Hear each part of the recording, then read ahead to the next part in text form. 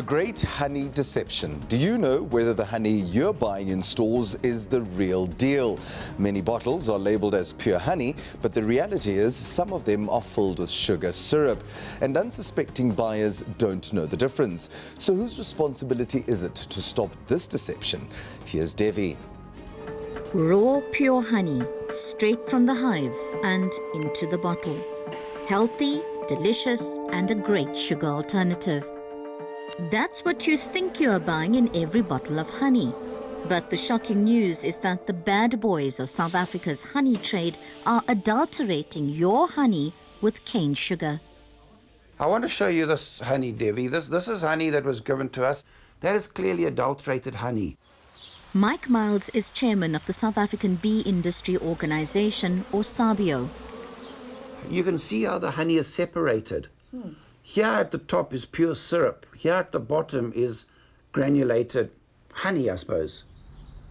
Concerned about the reputation of the industry, 𝗬𝗵𝗶𝘀, a voluntary organization of genuine honey producers, has been asking government to police the honey adulterators who are deceiving the South African public. So if I can show you this honey as well. This honey is also adulterated. You can see how that is syrup at the top.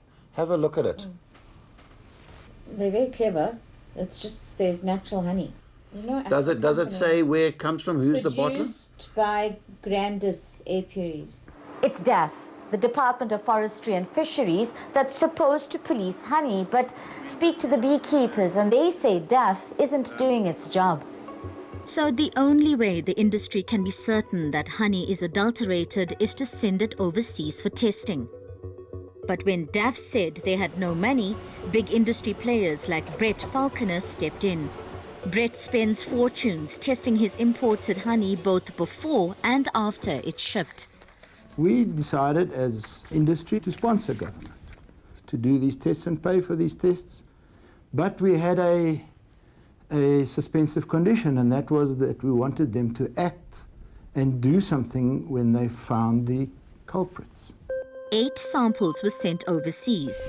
6 out of the 8 failed the tests. But the department says 𝗬𝗵𝗀 is dragging its feet. They say we don't have the finances to follow up on it. So we're at a dead end. You've got to be really enthusiastic about your job to get up this early on a cold winter's morning and set off on a journey looking for adulterated honey. We were on our way to the Midlands, home to some of the oldest honey labels in the country. Peel's Honey has been around since 1924 and is currently part-owned and managed by Craig Campbell. He's determined to rid the industry of fake honey.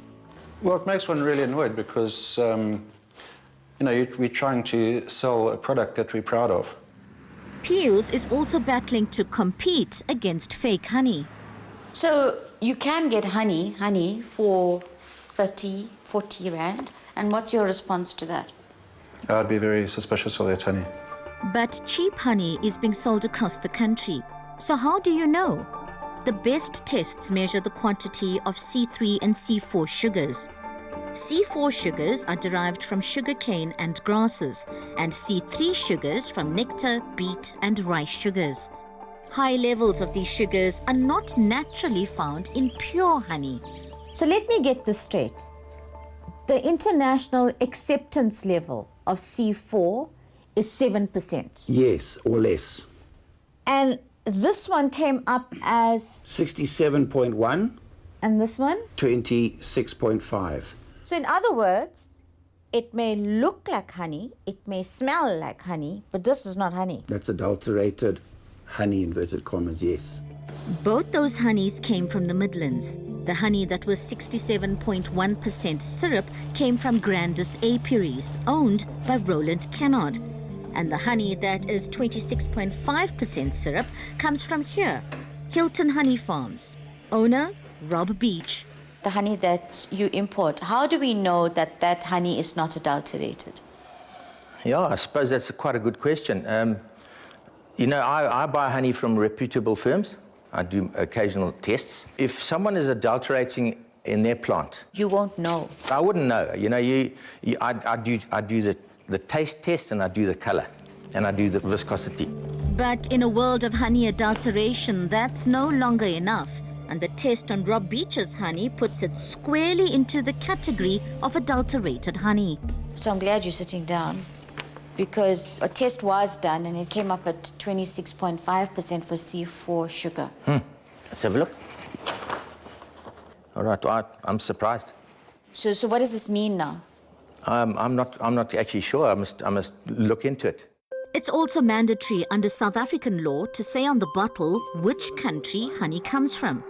Many of the samples we inspected don't give that information, and neither does the honey here at Hilton Honey Farms. In terms of your honey, does it say on the bottle where it comes from? No. Why? Yeah, maybe I'm remiss in putting it on the label, but the honey generally arrives here granulated, and I change its form. Yes. And in changing its form, it becomes my product. Yeah, but it didn't come from you. No, I don't say it comes from me. I say bottled by Hilton Honey Farms. But you don't say where it comes from at all. No. According to labeling laws, are you right or wrong? I admit that I'm probably wrong. Yeah. No, shame, not probably, you are wrong. Yeah, I am wrong. Yeah. Yeah. So I now can what? change that. You don't and I have am to wrong. because I'm asking about it. Because it's wrong. Yeah. Yeah. Since we did this interview, Hilton Honey Farms have redesigned their labels. Our understanding from the available evidence is that if we are looking to find at least one of the sources of adulterated honey, it's right here behind these gates. This is Grandis Apiaries, where Roland Kennard produces his honey. The floors of his shed were wet. It had obviously been sprayed down ahead of our arrival.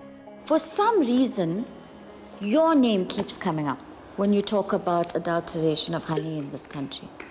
What's up with that? If you're trying to sell your honey at 65 Rand a bottle, and you've got a competitor who's selling it at 40 Rand a bottle, you're not going to like that.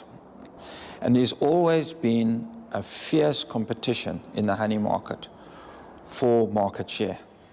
Roland Kennard's honey, 𝗧𝗵𝗶𝘀, can be found on the shelves for $39.99. It's labeled guaranteed pure honey. Well, that's the allegation. The reason why you can sell it at 40 Rand a bottle is because They say you're it's not pure. adulterating it. They say because... Are you doing that? No, I'm not. I'm feeding my bees, but I'm not putting anything into my honey, an adulterant into the honey. 40,000 squeezy bottles of Kennard's honey are packed monthly, but he also supplies other packers who put their own labels onto his honey. Labels like Honey Bee and Assal. It's my honey, but he buys from me. In other words, I supply him the unlabeled honey. Yes, that is my honey. Kennard claims he's both businessman and innovator. And I like stretching the boundaries in creativity. But just how far is Kennard stretching the boundaries? Quite far, it seems, according to a whistleblower who said he cooked up Roland's honey for a few years. He asked us to hide his identity. Okay, I'll explain step by step. Firstly, we pour water into a big pot, and then we add sugar into the same pot, 48 bags, into each pot to cook. And then there are those drums, 200-liter ones. We mix the cooked sugar in there and remove it in the morning to make it like honey. That's how we do it. How much of sugar? 48 bags into one pot. That's a lot of sugar. Yes, every week on a day like today, we receive a truck of sugar from Macro, Maritzburg, 10 pallets. Could that explain then why Kennard's honey, 𝗧𝗵𝗶𝘀, tested way above the 7% limit? Well, this here is actual, again, it's been tested as syrupy. I'm giving you a good dollop so you can taste that. Taste that and see what you think.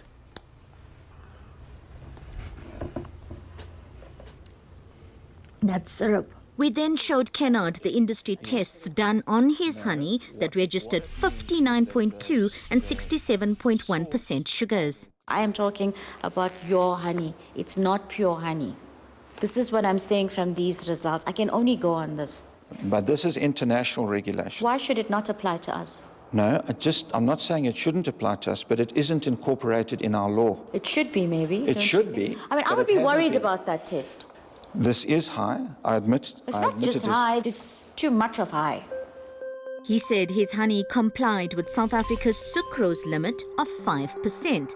He also said he hadn't been around when the tests were done. I'm not happy with those results. I'm sure you're no, not. I'm not happy with the results. So, but do you think there's something wrong with the results?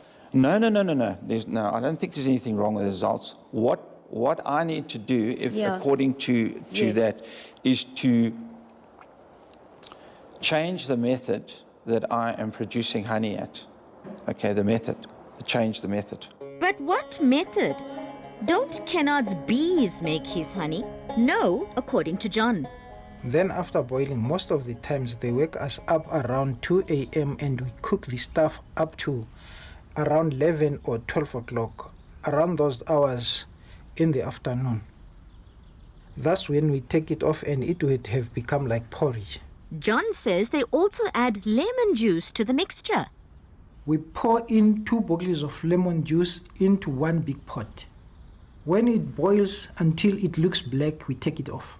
In the middle of the night, it then tends to look like honey. Do you add lemon juice to your honey? No, what we do is we make up a feed for our bees. Okay, we make up a feed for our bees.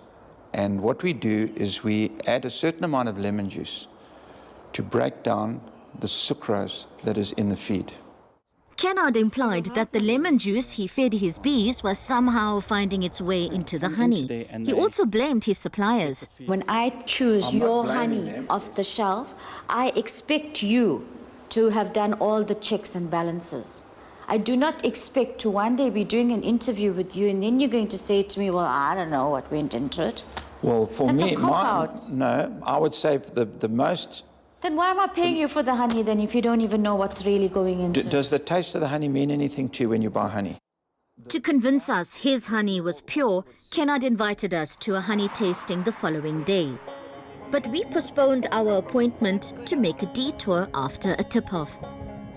Here, about 2 kilometers from his premises, lay piles of dumped sugar. Kennard cancelled our later appointment.